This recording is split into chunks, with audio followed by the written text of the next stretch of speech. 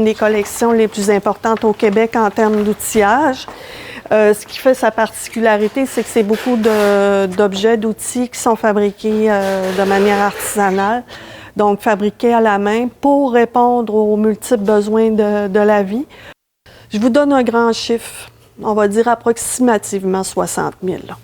Puis ce qui est intéressant de savoir aussi, c'est que souvent, c'est des objets qui sont fabriqués à partir de d'autres objets qui ont été démantelés.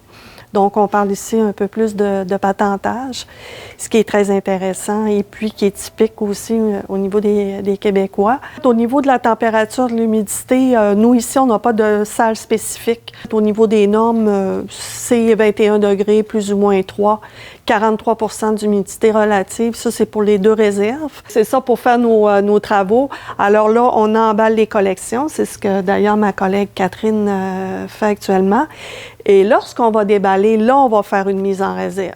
C'est-à-dire que là, on va prendre chaque objet et pour chaque objet, il va falloir construire un support de protection pour le protéger. Il y a certains objets qui vont être déposés directement sur des tablettes qui vont être recouvertes d'étafoam. Il y en a d'autres plus petits qui vont aller dans des boîtes de rangement. Il y en a qui vont aller sur les supports, sur les tablettes, mais aussi qui vont être protégés avec l'aide de supports. De faire l'inventaire de la collection, c'est aussi de voir s'ils ont toute une identité pour qu'après ça, ce soit facile de les retrouver. Parce qu'il n'y a pas d'identité, un objet est perdu en fait dans la collection. Donc, c'est un peu ça notre travail aussi. En même temps qu'on fait l'emballage, on fait aussi un examen de chaque objet.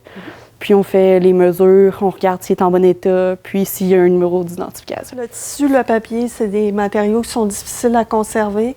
Le textile, principalement, eh bien, c'est qu'il faut faire attention pour les étirements, pour ne pas casser les fils. Les papiers aussi, c'est la lumière, c'est l'humidité, c'est l'eau. Donc, il faut minimiser les apparitions. Donc, il faut vraiment faire attention.